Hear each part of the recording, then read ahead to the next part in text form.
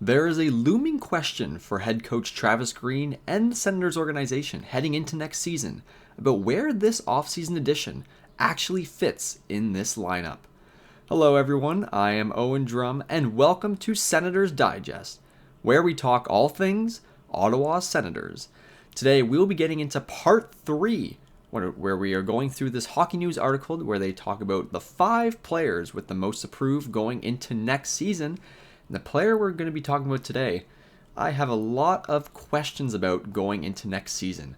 I'll be revealing that player in just a moment, but before I do, subscribing is completely free, and we notice around 92% of the viewers are not subscribed. If you are an Ottawa Senators fan, or even just a fan of the league and want to stay in the loop, this is the place for you to stay updated with all the latest news and rumors regarding the Ottawa Senators. So like I said, we will be going back into this article that the Hockey News released just a few days ago about the 5 Senators with the most approved in 2026 and 27. We've already gone over Shane Pinto and Jordan Spence. So who is the third player that this article is talking about? Well, that would be new addition to the team, André Burakovsky. Burakovsky was an addition from a trade with the Chicago Blackhawks earlier this offseason. And all they had to give up was a 6th round pick, so they didn't have to give up much. However, there is more of a load on Burakovsky than you may think. Let's get into what the Hockey News has to say about him. So the Senators didn't give up much to acquire Burakovsky, but they are paying him $5.5 million. Burakovsky has dealt with more than his share of injuries, which have unraveled some promising seasons. He had 11 goals and 33 points last season and hasn't come close to his career high of 61 points he produced with Colorado in 2021-22. At 31, expecting him to suddenly become that player again seems awfully optimistic, but that seems to be the club's headspace on the player. The Senators need something more compelling from him points-wise than a rerun of 30-something. That already had plenty of guys internally who could accomplish that for a lot less money. Burakovsky is also in the final year of his contract, so he needs to prove that he deserves another one. So yes, Burakovsky is on his last deal of his contract. This contract was signed when he was with the Seattle Kraken. Then he moved around a bit. Last year he was with the Chicago Blackhawks. He is 31 years old. Hasn't exactly been putting up the points that he used to. Let's quickly take a look at his statistics from a year ago, and then we'll look at more of his career statistics. So last season he played 75 games, a lot of games, 33 points, only 11 goals, 22 assists. Obviously Chicago, they weren't a very good team last year, so it's not like he had a lot of help to score those goals. He has had success in his career producing points, like we said, 2021-22 with the Avalanche, where he was on that cup-winning team with 61 points. But the points have never really come back since then. Like we saw in the article, he has been dealing with injuries over the past few years. One area, though, I am very concerned about is his defensive performance. That plus-minus certainly does not help the case. Minus 32. That ranks 4th worst plus-minus in the NHL from last season. And I'm not going to lie, I don't know where Burakovsky fits in this lineup at all. When the trade originally happened, there was talks that he may be a player to fit into their top 6 forward group. And when I first heard that, I completely thought that was ridiculous because I wouldn't take him over any of the players in that top 6. Certainly not any on the first line of with Stützle, Eklund, or Batherson, who are players currently there. And then second line, I wouldn't take him over Dylan Cozens. Wouldn't take him over Ridley Gregg, who's currently slotted in that second line forward spot, projected, of course. And I still wouldn't take him over Claude Giroux. I still think Giroux provides more offensive ability than André Burakovsky. So I don't see him as a fit in the top 6. But even in the bottom 6, I don't see him as a fit either because his defense is awful. It's near the bottom of the league. If we take a look at his more advanced analytics, his defensive rating, minus 4.8, which is in the 2 percentile. One of the worst defensive forwards in the NHL. And if he's going to be a player in the bottom 6, you need that to be a little higher. Especially, he's going to be playing some hard minutes against some physical lines. there's not going to be many scoring opportunities there. He's not going to be playing with the most talented players at all. So for him to need to have success, he's going to have to up his defensive ability, be more physical. And I just don't know if he's able to do that. At a minus 4.8 last year, there's no way it's going to get that much better.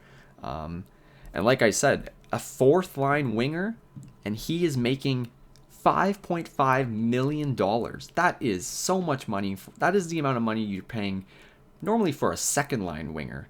Not fourth line winger is ridiculous for 5.5. And if we're looking at the projected fourth line right wingers for the other teams in the NHL going into next season, he would be the highest paid fourth line right winger by $1.5 million. So at his salary, he's probably making the money to be, like I said, in the top 6, but he has not shown one bit that he deserves to be in the top 6 at all.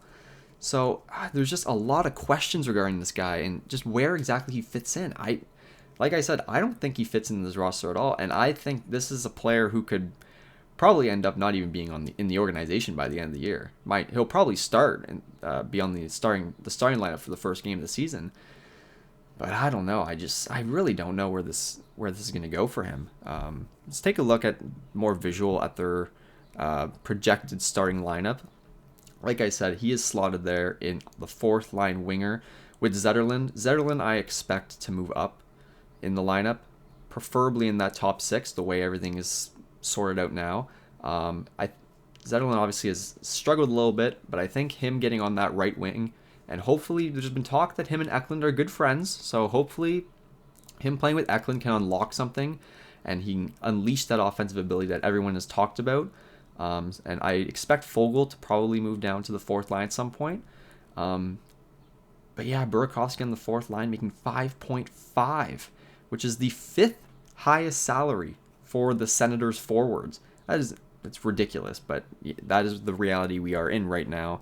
And I just want to take a look at some other options that probably will pass him in the depth chart later in the season, kind of just guys lower in their system. So Stephen Holiday is someone who he had time last year with the Senators, and I thought he played very well with the team. He's someone I would much rather take than Burakovsky, especially with the lower cap hit.